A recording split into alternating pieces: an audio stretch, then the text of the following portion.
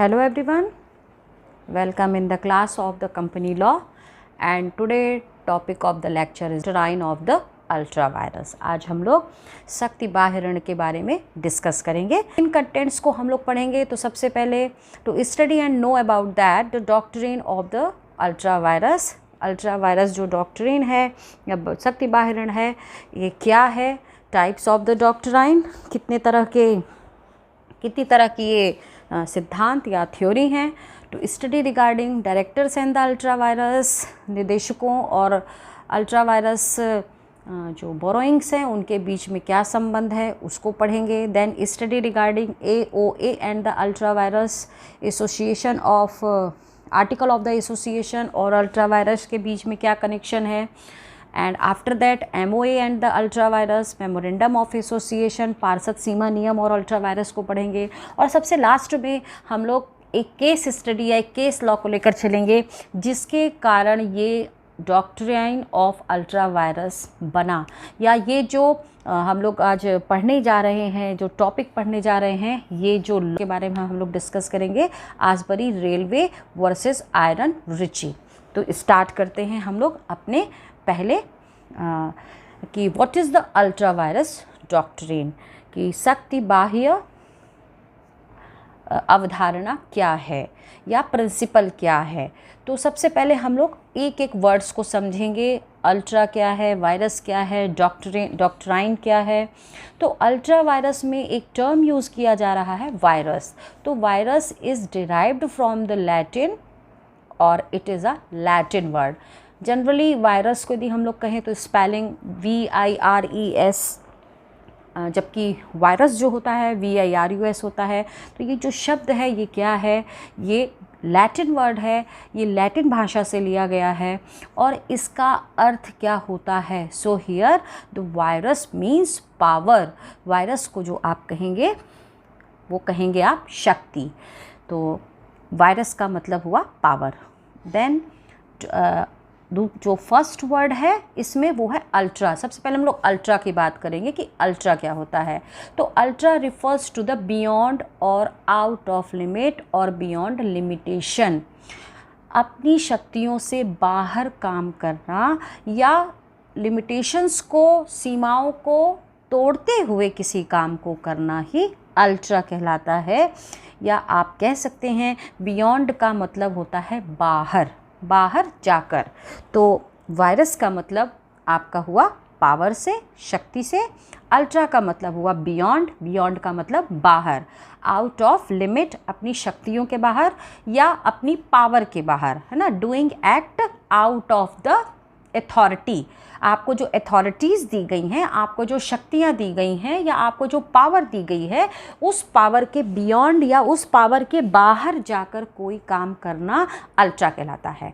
And the third word is here doctrine. Doctrine means theory और the concept. Theory का मतलब आप सिद्धांत कह सकते हो और कंसेप्ट को अवधारणा कहते हैं।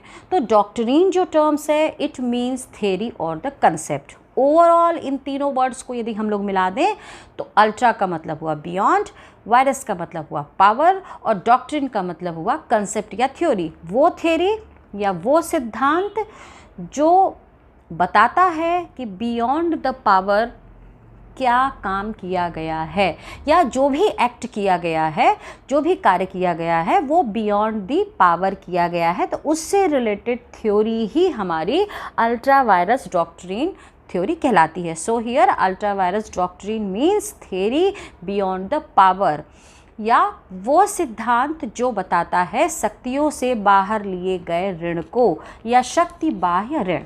इसे हम लोग कंटिन्यू करते हैं। Then how many kinds of the doctrine. Doctrine में हम लोग देखेंगे कि ये जो प्रिंसिपल है, सिद्धांत है या अवधारणा है, ये कितने तरह की हो सकती है। इसमें जो हम अल्ट्रा वायरस टर्म पढ़ रहे हैं कितने तरह के होते हैं। तो they are the two types of the vires in ultra vires doctrine और द अंडर दिस प्रिंसिपल। इस सिद्धांत में दो तरह की चीज़ें हैं, intra vires and ultra vires. Intra vires का मतलब आंतरिक शक्ति और अल्ट्रा वायरस का मतलब बाह्य शक्ति। इसको डिफाइन करती हैं when using power with in the limit. If any act which has done using power with in the limit, जब आप अपनी अथॉरिटीज़ जो आपको दी गई हैं, शक्तियाँ दी गई हैं, उसमें रहकर ही जब आप काम करते हो, उसके बियॉन्ड नहीं जाते हो, उस लिमिट को क्रॉस नहीं करते हो, तो उसको हम लोग कहते हैं इंट्रावायरस या आंतरिक आंतरिक शक्ति। ठीक है। और दूसरा जो है ultra vires, when any act which has done using power beyond limit, जितना आपको अथॉरिटी दी गई है, जितनी आपको पावर दी गई है, शक्तियाँ दी गई हैं, उन शक्तियों से बाहर जाके काम करना, ये कहलाता है आपका अल्ट्रावायरस या बाह्य शक्ति, या शक्ति से बाहर जाकर किसी काम को करना। तो यहाँ बात आती है कि ये किस पर्टिकुलर कंस्ट्रक्ट में कहा जा रहा है, किसके संदर्भ में कहा जा रहा है। इट मीन्स ये जो पूरा जो डॉक्ट्रिन है, it is based on the act which is done by the directors.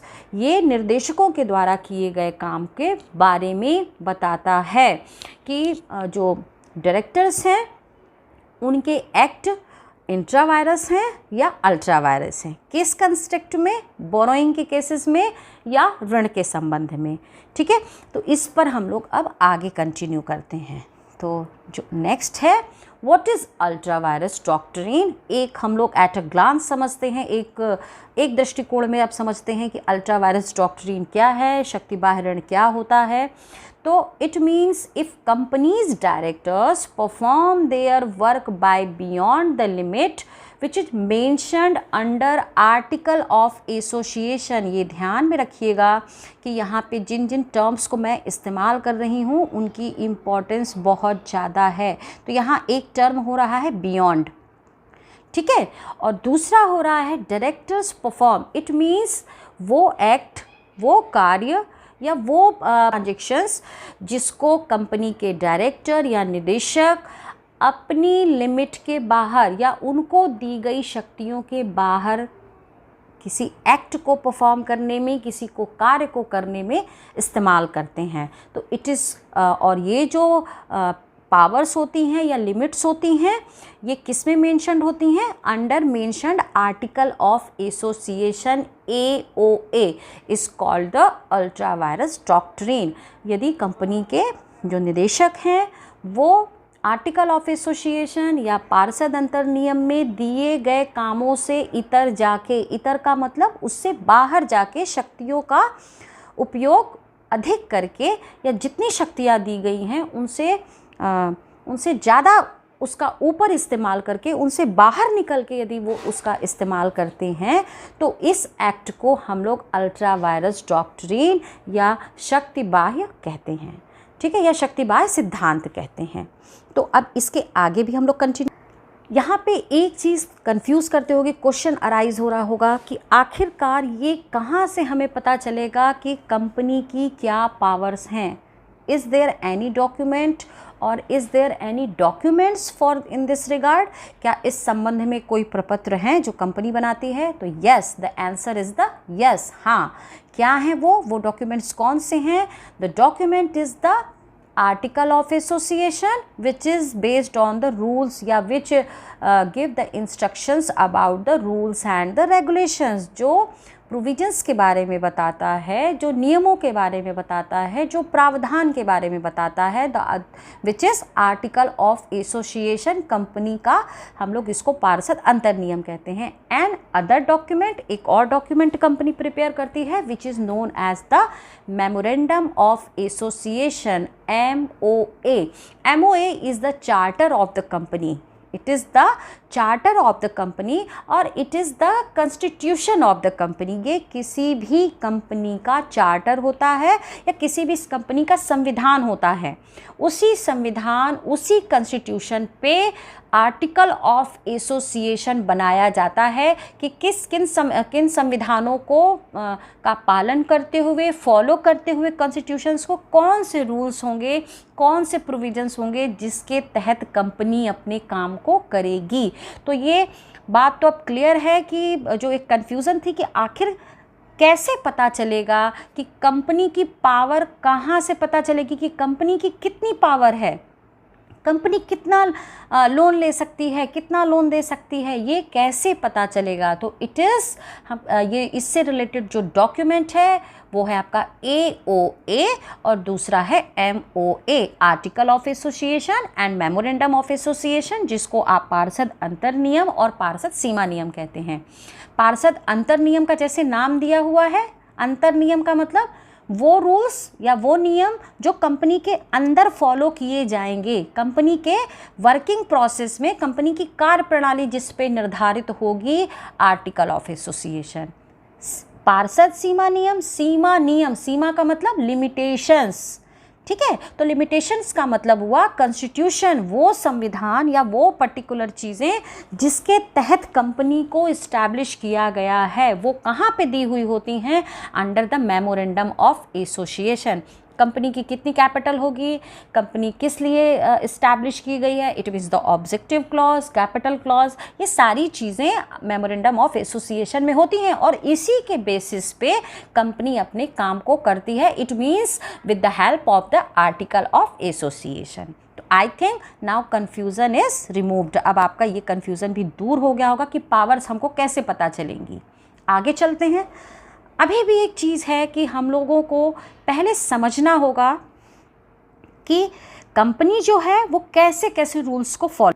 अब बात आती है कि कैसे हमने ये तो समझ लिया कि पावर्स कहाँ होती हैं, हमें कैसे पता चलेगा कि कंपनी की कितनी पावर्स हैं, या कंपनी में जो एक्ट हो रहे हैं, कंपनी में जो सौदे किए जा रहे हैं वो अल्ट्रा वायरस हैं या वो इंट्रा वायरस हैं। तो इसको जान लिया हम लोगों ने कि ये हमें मालूम चल सकता है कि मेमोरेंडम ऑफ एसोसिएशन में क्या है और आर्टिकल ऑफ एसोसिएशन में क्या है।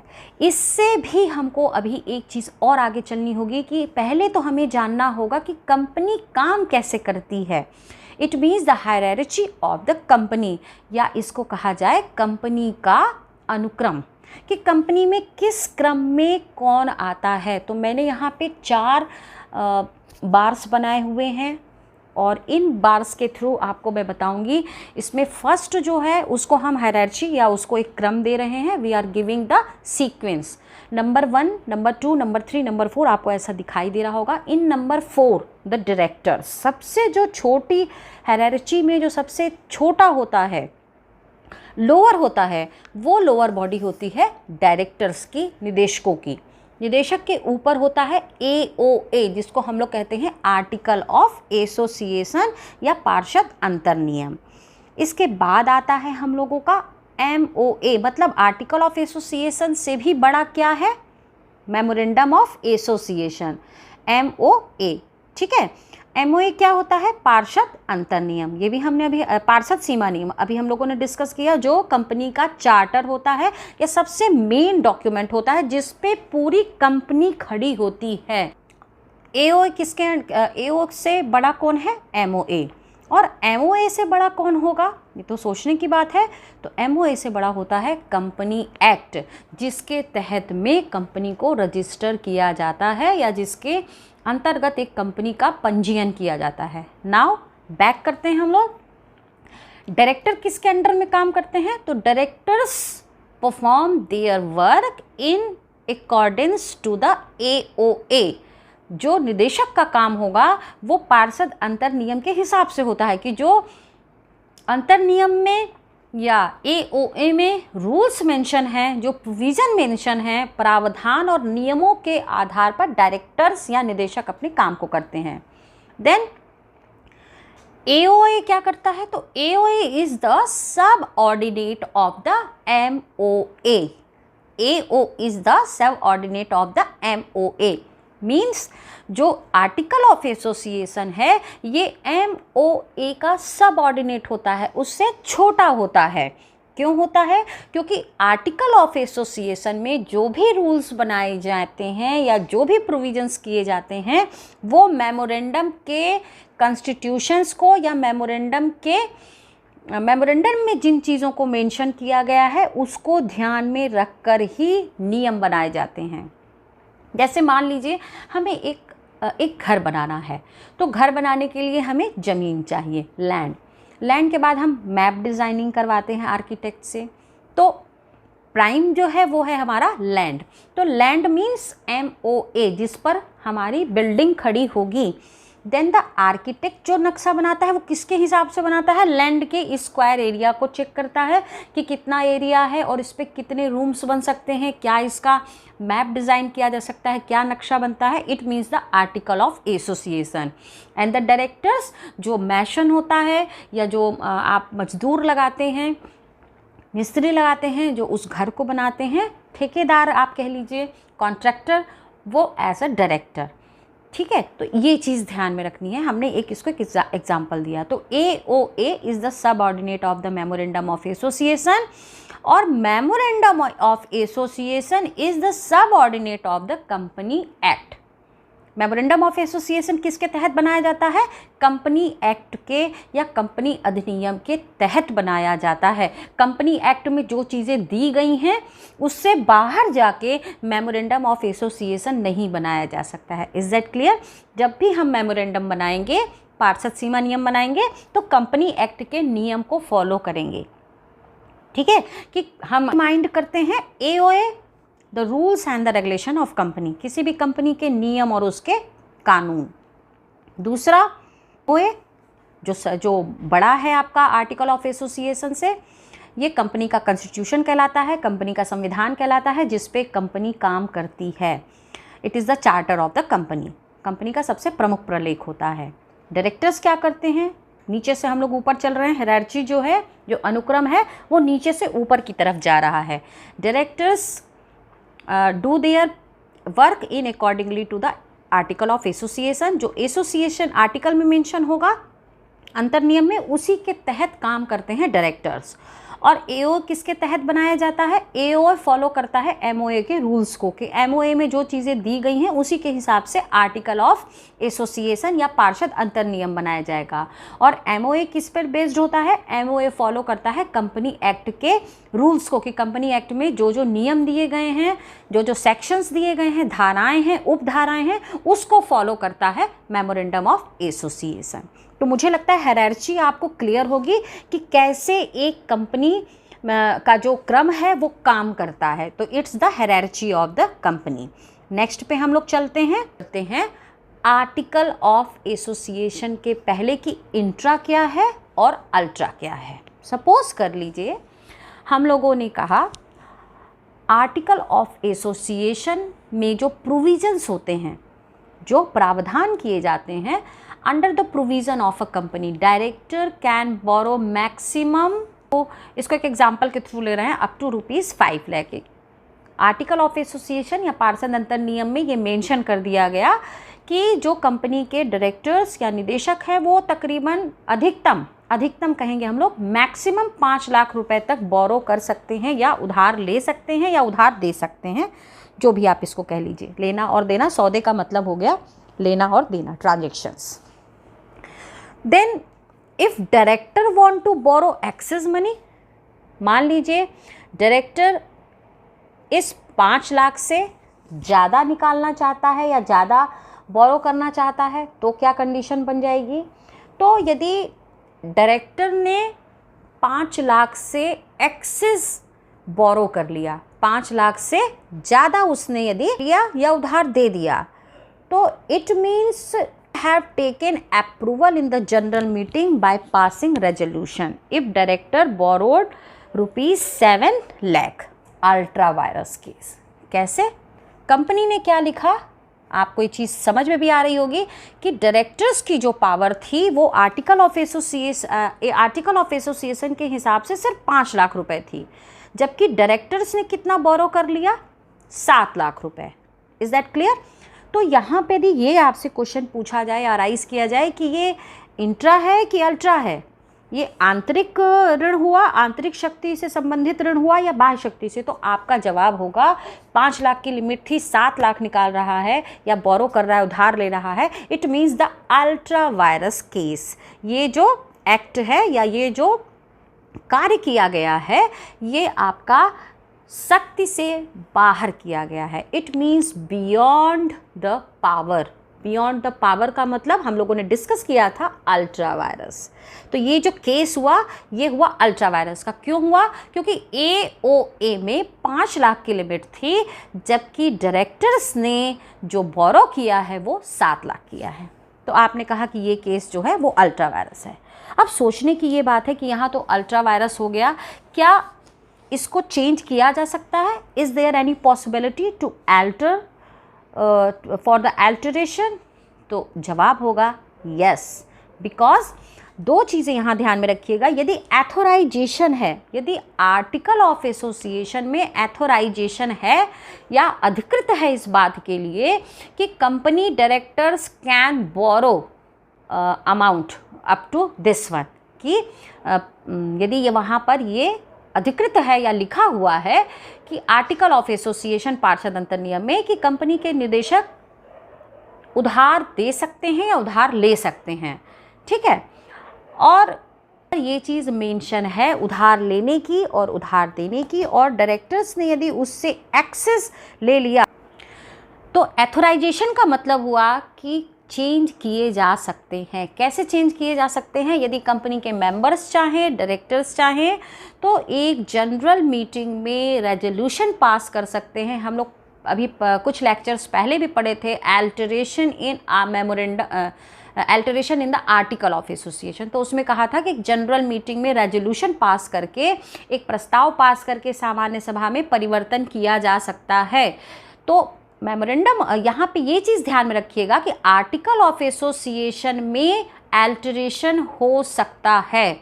अल्टरेशन हो सकता है का मतलब मेंबर्स यदि चेंज करना चाहते हैं, अल्टरेशन करना चाहते हैं या अमेंडमेंट करना चाहते हैं, संशोधन करना चाहते हैं, तो नियमों में संशोधन कर सकते हैं by using the retrospective effect. Retrospective effect का मतलब एक प्रॉपर मीटिंग में आना और उस नियम में संशोधन कर देना, उस रूल में अमेंडमेंट कर देना रेस्ट्रोस्पेक्टिव इफ़ेक्ट के थ्रू, कि कंपनी के जो डायरेक्टर्स हैं वो इससे ज़्यादा भी ले सकते हैं, क्योंकि वहाँ पर लिखा हुआ है authorisation. It means article of association में अल्टरेशन संभव है। तो यहाँ क्वेश्चन अराइज होता है कि is it the case या is it the task or the act of the ultra virus or the intravirus? तो आपको क्लियर होगा कि ये केस इंट्रावायरस है।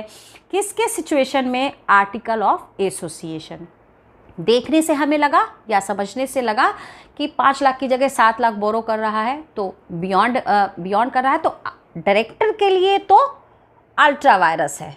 डायरेक्टर के लिए अल्ट्रा वायरस है क्योंकि उसने उस लिमिट को क्रॉस करके बोरो किया है, ठीक है, या उस सीमा को पार करके उसने बोरोइंग की है। लेकिन आर्टिकल ऑफ एसोसिएशन पार्षद अंतर नियम में एथोराइजेशन है या ये चीज़ है कि अधिकृत है कि अल्टरेशन किया जा सकता है, परिवर्तन किया जा सकता है। तो डायरेक्टर के लिए तो अल्ट्रा वायरस हुआ, लेकिन आर्टिकल ऑफ एसोसिएशन के लिए इंट्रावायरस हुआ। क्यों?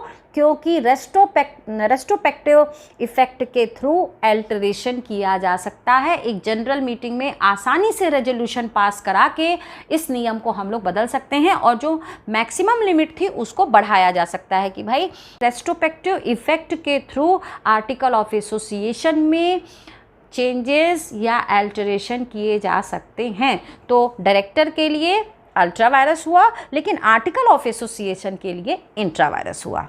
MOA, what is ultra vires to MOA? यदि मेमोरेंडम ऑफ एसोसिएशन के लिए बाह्य शक्ति ऋण क्या होगा? If director borrowed money beyond the rules of the MOA, then in this situation they will not be able to take approval because they has taken loan beyond the limit mentioned under the MOA। चलिए यहाँ तो बात आई कि यदि article of association तक की यदि बात थी, यदि वहाँ तक यदि इंट्रा वायरस है तब तो कोई प्रॉब्लम नहीं है। लेकिन यदि डायरेक्टर या कंपनी MOA के बियॉन्ड भी जाकर कोई ऐसा एक्ट परफॉर्म कर देती है, कोई ऐसा काम कर देती है जो मेमोरेंडम ऑफ एसोसिएशन में मेंशन नहीं है, जो ऑलरेडी पार्षद सीमा नियम में नहीं लिखा हुआ है, तो वहाँ पर सिचुएशन इंट्रा वायरस की नहीं होगी। ये जो सिचुएशन होगी ये आउट ऑफ कंट्रोल होती है। तो ये जो कंडीशन बनती है यहाँ पे, या ये जो एक्ट होगा, it is ultra vires act under the, या it is ultra vires act to memorandum of association. हमने कहा डायरेक्टर फॉलो करते हैं आर्टिकल ऑफ एसोसिएशन को, ये ठीक है, हम लोग चेंज कर लेंगे article of association retrospective effect से।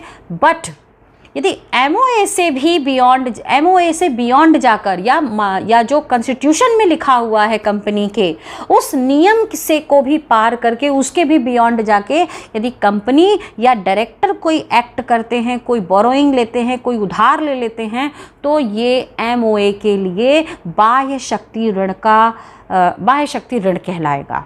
तो वजह क्या है इसको भी हम समझाएंगे कि यदि यहाँ पर चाहे डायरेक्टर या शेयर या फिर मेंबर्स चाहें कि वो मेमोरेंडम ऑफ एसोसिएशन में पार्षद सीमा नियम में परिवर्तन कर सकते हैं, तो नहीं, ऐसा नहीं हो सकता है। इसका जो जवाब होगा कि is there any possibilities to change in memorandum of association, तो not allowed, it is not allowed. क्यों नॉट अलाउड होगा? क्योंकि पार्षद सीमा नियम जो होता है ये कंपनी एक्ट को फॉलो करते हुए बनाया जाता है, ठीक है। और एमओए जब बन गया और एमओए में जो चीज़ें मेंशन हो गई उसके आधार पर बनता है article of association. Is that clear?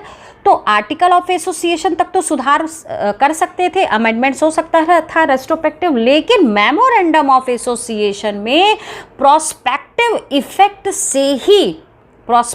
Effect से ही चेंजेस किए जा सकते हैं, अल्टरेशन पॉसिबल होता है। For the memorandum of association with the help of the prospective effect any alteration can be implemented. वहाँ पर कोई भी परिवर्तन किया जा सकता है, लेकिन रेट्रोस्पेक्टिव इफेक्ट से नहीं होगा। वो जब भी परिवर्तन होगा वो होगा आपका अल्टरेशन प्रोस्पेक्टिव मेथड से या प्रोस्पेक्टिव इफेक्ट से। पीछे से हम परिवर्तन नहीं कर सकते हैं, क्योंकि मेमोरेंडम में चेंज यदि कराना होता है तो हम लोगों ने पढ़ा है कि उसका बहुत लंबा प्रोसेस होता है, सिर्फ एक मीटिंग करके हम उसमें चेंजेस नहीं कर सकते हैं। तो यदि मेंबर्स ये सोच रहे हो कि ये बियॉन्ड में लोन लिया गया है या दिया गया है तो कंपनी अब अपने मेमोरेंडम को चेंज कर दे, तो ऐसा नहीं है, क्योंकि मेमोरेंडम ऑफ एसोसिएशन में चेंज सिर्फ हो सकता है प्रोस्पेक्टिव इफेक्ट के थ्रू। तो यहाँ पे अप्रूवल नहीं मिल पाएगा डायरेक्टर्स को उसके अल्ट्रा वायरस के लिए, जो बाह्य शक्ति से या अपनी शक्तियों से बाहर जाकर निर्देशकों ने जो ऋण लिया है उसके लिए अनुमोदन नहीं मिल सकता है बाय मेमोरेंडम ऑफ एसोसिएशन पार्षद सीमा नियम के द्वारा। एक्ट और the transaction beyond the power of the company here, मैंने जैसे पहले बताया doctrine means the theory, ultra means the beyond, virus means the power. Doctrine सिद्धांत या नियम, अल्ट्रा मतलब बाहर और वायरस मतलब शक्तियाँ, शक्तियों से बाहर कार्य करना या शक्तियों से बाहर किसी ऋण को लेना, अल्ट्रा वायरस डॉक्ट्रिन। एमओ, इसमें हायरार्ची भी हम लोगों ने पढ़ी कि डायरेक्टर्स जो होते हैं वो एओ के लिए होते हैं, एओ को फॉलो करते हैं। तो यहाँ तक अलाउड है, अलाउड मीन्स अल्टरेशन पॉसिबल है। एमओए फॉलो करता है कंपनी एक्ट को, सो यहाँ पर नॉट अलाउड अल्टरेशन। यदि एओ जो है कैन बी रेटिफाइड, एओए को रेटिफाइड किया जा सकता है and retrospective, but MOA can't, क्योंकि एमओए में चेंजेस पॉसिबल नहीं है। एमओए को यदि चेंज भी करना है तो हमने बताया प्रोस्पेक्टिव इफेक्ट से हम लोग मेमोरेंडम ऑफ एसोसिएशन को बदल सकते हैं, लेकिन ऐसा नहीं है कि हम लोग ये प्रीवियस चीज़ों को चेंज कर देंगे, पुरानी चीज़ों को चेंज करेंगे, नेक्स्ट जो चेंज करना चाहते हैं उसके लिए होता है। इसलिए एमओए में चेंजेस या रेटिफाइड एमओए नहीं हो सकता है। एमओए या मेमोरेंडम ऑफ एसोसिएशन में तभी चेंजेस या अल्टरेशन पॉसिबल है जब वो प्रोस्पेक्टिव इफेक्ट के थ्रू किया जाए। तो यहाँ पे आगे कंटिन्यू करते हैं। An act shall be ultra vires, कब माना जाता है कोई भी कार्य अल्ट्रा वायरस या बाह्य शक्ति से बाह्य कब माना जाता है? If not permitted by the company act, यदि कंपनी एक्ट में इस तरह की अनुमति नहीं दी गई है, उस एक्ट को करने की अनुमति नहीं दी गई है, तो उसको हम लोग अल्ट्रा वायरस मानेंगे। It falls clause of the memorandum of association, यदि मेमोरेंडम ऑफ एसोसिएशन के उद्देश्य वाक्य में ये चीज़ मेंशन हो कि किस पर्टिकुलर मोटिव के लिए, ऑब्जेक्ट के लिए कंपनी को इस्टेब्लिश किया गया है, कंपनी की स्थापना की गई है, उसका उद्देश्य दिया है, और उस उद्देश्य के इतर जाके हम यदि कोई काम करते हैं तो वो भी आपका अल्ट्रा वायरस कहलाएगा। तो पहली सिचुएशन, कंपनी एक्ट, वो सारे एक्ट्स, वो सारे कार्य जिसको कंपनी एक्ट परमिट ही नहीं करती है, जिसको अनुमति नहीं देती है, वो अल्ट्रा वायरस हुए। दूसरा, बाह्य शक्ति से संबंधित एक्ट क्या हो सकते हैं? यदि मेमोरेंडम ऑफ एसोसिएशन के ऑब्जेक्ट क्लॉज में वो मेंशन ही ना हो, मेंशन का मतलब जिस उद्देश्य के लिए कंपनी आई गई है, यदि उस उद्देश्य को छोड़कर हम किसी और ऑब्जेक्ट पर भी यदि काम करने लगते हैं या एक्ट करते हैं या ट्रांजैक्शन करते हैं, तो ऐसे एक्ट को भी हम लोग अल्ट्रा वायरस एक्ट या बाह्य शक्ति कार्य कहेंगे। Third, its attainment is not incidental or the ancillary to its main object, यदि जो मेन ऑब्जेक्ट है, यदि उसको आपने जो एक्ट परफॉर्म किया वो उसको सपोर्ट न करता हो, इट मीन्स एंसिलरी न हो। सपोर्ट करने का इन द सेंस कि आपने जो ऑब्जेक्ट क्लॉज बनाया है मेमोरेंडम ऑफ एसोसिएशन में, जो उद्देश्य लिखा है, यदि उससे दूर दूर तक वास्ता न हो उस एक्ट का या उस ट्रांजैक्शन का जो आप करने जा रहे हैं या जो आपने किया, तो वो भी आपका अल्ट्रा वायरस या बाह्य शक्ति कहलाएगा। मेन ऑब्जेक्ट आपका जो होगा उससे मिलता जुलता, यदि आपने मेमोरेंडम ऑफ एसोसिएशन में और भी कुछ लिखा है कि हम ये ऑब्जेक्ट पे काम करेंगे, इस उद्देश्य पे काम करेंगे, इसके साथ में इस उद्देश्य पर भी काम करेंगे, और आप उस दूसरे ऑब्जेक्ट पे मतलब उस एंसिलरी पर यदि आपने काम किया, तब तो अल्ट्रा वायरस नहीं है। लेकिन आपका मेन ऑब्जेक्ट जो है, ऑब्जेक्ट क्लॉज में आप जो एक्ट कर रहे हैं, आप जो कार्य कर रहे हैं, यदि वो एंसिलरी नहीं है, यदि वो सपोर्ट नहीं कर रहा है, सपोर्टिव नहीं है, या उससे जुड़ा हुआ नहीं है, उससे मिलता जुलता नहीं है जो आपने ऑब्जेक्ट क्लॉज में लिखा है उद्देश्य वाक्य में, तो भी आपका काम, आपका जो एक्ट होगा वो कार्य आपका अल्ट्रा वायरस एक्ट कहा जाएगा। Is that clear? Then what effect of the an ultra vires act, जो आपने बाह्य शक्ति कार्य किया है उसका क्या प्रभाव हो सकता है? इट्स वॉइड एब इनर्शिया and of no legal effect, जो शुरू से ही वॉइड था, आपने पढ़ा होगा वॉइड इन द वॉइडेबल, तो ये जब हम लोग एग्रीमेंट करते हैं या कॉन्ट्रैक्ट बनाते हैं तो बात करते हैं कि वॉइड है या वॉइडेबल है, तो जो शुरू से ही वॉइड नेचर का एक्ट था, जिसका कोई लीगल इफेक्ट ही नहीं होगा, जो शुरू से ही कह लिया जाए अवैध है, या जो शुरू से ही कॉन्ट्रैक्ट में नहीं इंक्लूड किया जाता है, जिसको वॉइड कॉन्ट्रैक्ट बोलते हैं, यदि इस तरह का हम कोई एग्रीमेंट कर रहे हैं या कोई एक्ट कर रहे हैं जिसको पहले से ही अवैध घोषित किया गया है और जिसका कोई वैधानिक प्रभाव जिसके ऊपर नहीं पड़ता है, जो ऑलरेडी पहले से मेंशन है, जैसे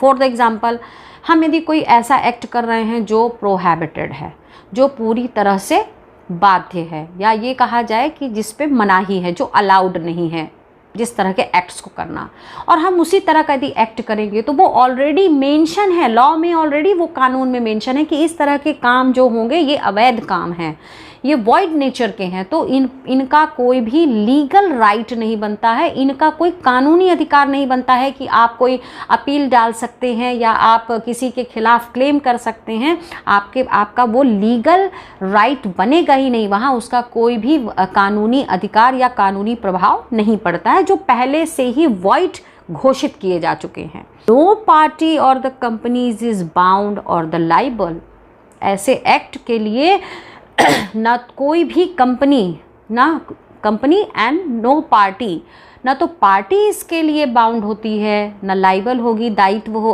उसके ऊपर उसका कोई वो उसके लिए अकाउंटेबल होगी, उसका दायित्व बनता होगा, और ना ही पार्टीज़ का मतलब जिसके साथ में आप इस तरह के एक्ट को परफॉर्म कर रहे हैं, इस तरह का कार्य कर रहे हैं, ना तो उस पार्टी का पार्टी है और ना ही कंपनी की। तो ये इफ़ेक्ट होता है अल्ट्रा वायरस एक्ट का या उन कार्यों का जो बाह्य शक्ति के बाहर किए गए हों। कुछ अदर पॉइंट्स को हम लोग डिस्कस करेंगे। पर can use of a court, कोई भी कंपनी का मेंबर कोर्ट में जाकर इस बात को कह सकता है कि हमारी कंपनी में अल्ट्रा वायरस एक्टिविटीज़ हो रही हैं, शक्तियों से बाहर कार्य किए जा रहे हैं और इसको कोर्ट रोक दे। इस बात की अपील कंपनी का कोई भी मेंबर कर सकता है। That is the first point. Director are personally liable for the misapplied funds on Ultra Virus Act. यदि ने जो फंड है कंपनी का उसको अल्ट्रा वायरस एक्टिविटीज़ में इस्तेमाल किया है, उसको मिसअप्लाइड किया है, उसको यूज़ किया है, तो उसकी भरपाई करने के लिए डायरेक्टर खुद जिम्मेदार होता है। Director are personally liable for the misapplied funds on the ultra vires act. जो बाह्य शक्ति के बाहर जाकर आप कार्य कर रहे हैं और उस पर यदि आप फंड लगा रहे हैं या पैसे खर्च कर रहे हैं तो उनसे रिलेटेड जितनी भी रिस्पॉन्सिबिलिटीज़ होंगी, दायित्व होंगे, उनकी भरपाई डायरेक्टर अपनी जेब से करेगा, न कि company. That is the second point. या कोई काम जो अपनी शक्तियों से बाहर जाकर किया है और उससे किसी एसेट को बनाया है, एसेट्स प्रॉपर्टी को बनाया है, कोई वेल्थ का क्रिएशन किया है, तो वो उस संपत्ति को होल्ड करके रख सकती है। Company has right to hold and protect it. Company उसको होल्ड करके रख सकती है, रोक के अपने पास रख सकती है, बशर्ते उसका जो सोर्स होगा वो कुछ और होगा, आउटसाइड होगा, वो इनसाइड ऑफ द कंपनी नहीं होगा। ये चीज़ ध्यान रखिए कि यदि कंपनी ने अल्ट्रा वायरस एक्टिविटीज़ से एक्ट से कोई प्रॉपर्टी बनाई है, कोई संपत्ति यदि कंपनी ने बना ली है और कंपनी चाहे या कंपनी उस संपत्ति को, उस प्रॉपर्टी को होल्ड करके रख सकती है, उसको रोक के अपने पास रख सकती है, बशर्ते ये जो होल्डनेस होगी और या ये कह लिया जाए कि ये जो संरक्षण उसका करेगी ये कंपनी आउटसाइडर्स से करेगी। आउटसाइड मीन्स कंपनी के बाहर से कंपनी उसका प्रोटेक्शन कर सकती है, कंपनी उसको इंटरनली उसका प्रोटेक्शन नहीं कर पाएगी, उसका संरक्षण नहीं कर सकती है। तो this is the effect and some other point which is more considerable in case of the ultra vires act. यदि बाह्य शक्ति से बाह्य कोई कार्य किया जा रहा है तो उसके ये प्रभाव होते हैं। Now we come to the case study. शुरू में ही हम लोगों ने कहा कि आखिर इसका ओरिजिन कहाँ से आया, कहाँ से ये अल्ट्रा वायरस एक्ट आया, क्योंकि कंपनी लॉ में यदि कोई भी एक परिभाषा बनती है, कोई भी एक कैरेक्टर बनता है, कोई